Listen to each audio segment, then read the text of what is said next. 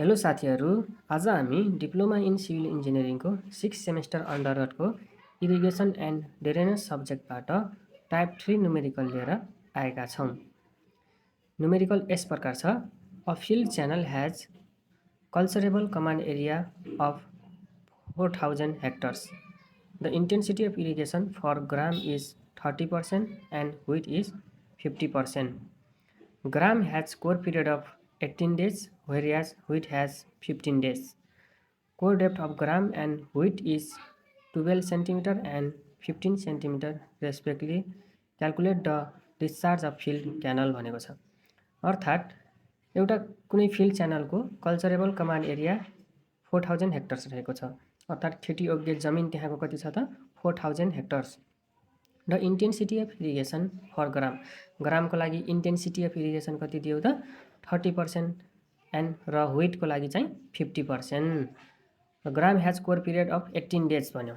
ग्रामको लागि core period कति छ त 18 डेज, जहाँ व्हिटको लागि चाहिँ 15 डेज। र core depth of gram and wheat is 12 centimetre and 15 centimetre respectively भन्यो। र कोर डेप्थ पनि दियो। ग्रामको लागि कोर डेप्थ कति छ त 12 सेन्टिमिटर, यो चाहिँ सेन्टिमिटरमा दियो है। एन्ड व्हिटको लागि चाहिँ 15 सेन्टिमिटर। र calculate the discharge of field canal भन्यो। फिल्ड क्यानलको डिस्चार्ज क्याल्कुलेट गर भन्यो। अब हामीले सबभन्दा सुरुमा गिभन डाटा लेख्नुपर्छ। गिभन डाटा भनेर कल्टिभेसन कमान्ड एरिया अर्थात् कल्चरेबल कमान्ड एरिया CCA को भ्यालु हामीलाई कति दियो त फर्स्टमै दिएको छ 4000 हेक्टर्स। अब इन्टेन्सिटी अफ इरिगेसन दिएको छ हामीलाई, ग्राम र व्हिट भनेर छुट्टा छुट्टै इन्टेन्सिटी अफ इरिगेसन दियो। त्यसैले हामीले कल्टिभेसन एरिया फर ग्रामको लागि कल्टिभेसन एरिया निकाल्नु पर्यो। त्यसको लागि 30% अफ CCA गर्नु पर्यो। ग्रामको इन्टेन्सिटी अफ इरिगेसन 30% दियो, त्यस कारणले यसको कल्टिभेसन एरिया फर ग्रामको लागि 30% अफ CCA गर्नु पर्यो है। पर्सेन्ट हटाउनलाई 30/100 इन्टु 4000 भनेको कल्चरेबल कमान्ड एरिया CCA, यो क्याल्कुलेट गर्दाखेरि 1200 हेक्टर आउँछ। त्यसै गरी कल्टिभेसन एरिया फर व्हिटको कल्टिभेसन एरिया निकाल्नको लागि 50% अफ CCA गर्नु पर्यो, किनकि इन्टेन्सिटी अफ इरिगेसन फर व्हिटको लागि कति दियो एउटा हामीलाई 50%।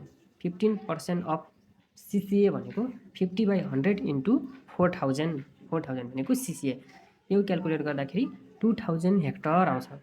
त्यसै गरी क्वेसनमा हामीलाई अरू दियो core period of gram. Core period कति छ त ग्रामको लागि 18 डेज। कोर पिरियड अफ व्हिटको कति छ त 15 डेज। र त्यसै गरी कोर डेप्थ अफ ग्रामको लागि कोर डेप्थ हामीलाई 12 सेन्टिमिटर दियो। सेन्टिमिटरलाई मिटरमा लाग्नु पर्यो, त्यही भएर हामीले 12 लाई 100 ले डिभाइड गर्दा कति आउँछ त 0.12 मिटर। यसलाई मिटरमा लागेको साथीहरू। र कोर डेप्थ अफ व्हिटको लागि कोर डेप्थ पनि सेन्टिमिटरमा 15 सेन्टिमिटर दियो, त्यही भएर यसलाई हामीले 100 ले डिभाइड गरेर मिटरमा लाग्यौँ, 0.15 मिटर हुन्छ। त्यसै गरी अब के निकाल्नु पर्यो त हामीले, किनकि हामीलाई डिस्चार्ज निकाल्नु पर्यो। डिस्चार्ज निकाल्नको लागि हामीलाई के चाहिन्छ, एरिया चाहिन्छ। एरिया हामीले निकालिसक्यौँ। Area cultivation area of gram, cultivation area for wheat भनेर हामीले निकालिसक्यौँ। अब हामीलाई के चाहियो त ड्युटी। एरियालाई ड्युटीले डिभाइड गर्नुभयो भने तपाईँको डिस्चार्ज आउँछ। त्यो ड्युटी निकाल्ने हामीसँग कोर पिरियड र कोर डेप्थ दिएको बेलामा ड्युटी निकाल्ने फर्मुला हामीसँग के छ त भन्दाखेरि 8.64 into core period upon core depth. यहाँ त्यही गरेको छ साथीहरू। ड्युटी फर ग्राम्स छुट्टा छुट्टै निकाल्नुपर्छ हामीले ड्युटी सबै। ड्युटी फर ग्राम्स के हुन्छ त भन्दा 8.64 into core period upon core depth, यो फर ग्राम्सको लागि है। 8.64 कोर पिरियड कति छ त ग्रामको लागि 18 डेज र अपन 0.12 भनेको कोर डेप्थ, यो क्याल्कुलेसन गर्दाखेरि 1296 हेक्टर पर क्युमिक आउँछ साथीहरू। ड्युटीको युनिट के हो त hectare per cumec. And duty for wheat, अब व्हिटको लागि ड्युटी निकाल्नु पर्यो 8.64 core period upon core depth. अब व्हिटको लागि कोर पिरियड कति छ त 15 डेज र कोर डेप्थ कति छ त 0.15, त्यही भएर यो क्याल्कुलेसन गर्दा कति आउँछ त 864 हेक्टर पर क्युमिक आउँछ। अब हामीले दुईटैको लागि ड्युटी पनि निकालिसक्यौँ। अब एरिया हामी अगाडि नै निकालिसकेका छौँ। अब के निकाल्नु पर्यो त डिस्चार्ज। डेन भनेको छ discharge of field canal for grams. अब ग्राम्सको लागि डिस्चार्ज निकाल्दाखेरि क्युजी भनेको डिस्चार्ज फर ग्राम्स। डिस्चार्ज निकाल्ने फर्मुला के हो त हाम्रो एरिया अपन ड्युटी। अब ग्रामको एरिया कति छ त तपाईहरु माथि देख्न सक्नुहुन्छ 1200 हेक्टर भनेर। 1200 हेक्टर र ड्युटी ग्रामको ड्युटी कति निकाल्यौं त 1296 हेक्टर पर क्युबिक। अब 1200 अपन 1296 गर्दाखेरि कति आउँछ त 0.92 मिटर क्युब पर सेकेन्ड अर्थात क्युबिक। यो भनेको डिस्चार्जको युनिट हो मिटर क्युब पर सेकेन्ड।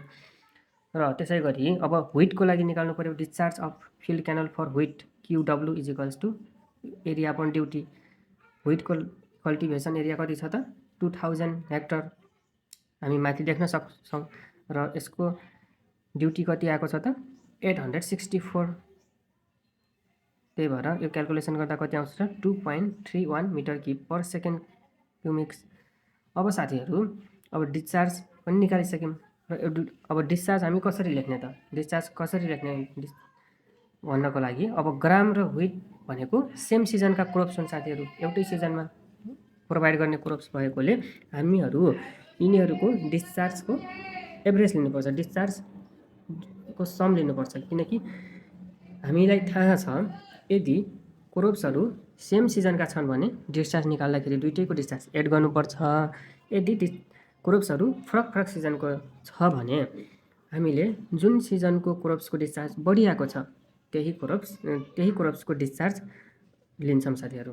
यहाँ अब ग्राम र व्हिट भनेको सेम सिजनका क्रप्स हुन्, त्यही भएर हामीले टोटल डिस्चार्ज निकाल्दाखेरि दुईटैको डिस्चार्ज एड गरेर लेख्नुपर्छ। यहाँ gram and wheat are crops of same season, hence total discharge of field canal Q is equals to यहाँ दुईटै एड गरेको छ साथीहरु। 0.92 भनेको ग्रामको डिस्चार्ज हो र 2.31 भनेको तपाईको व्हिटको डिस्चार्ज हो र टोटल डिस्चार्ज कति आउँछ त हाम्रो 3.23 मिटर क्युब पर सेकेन्ड।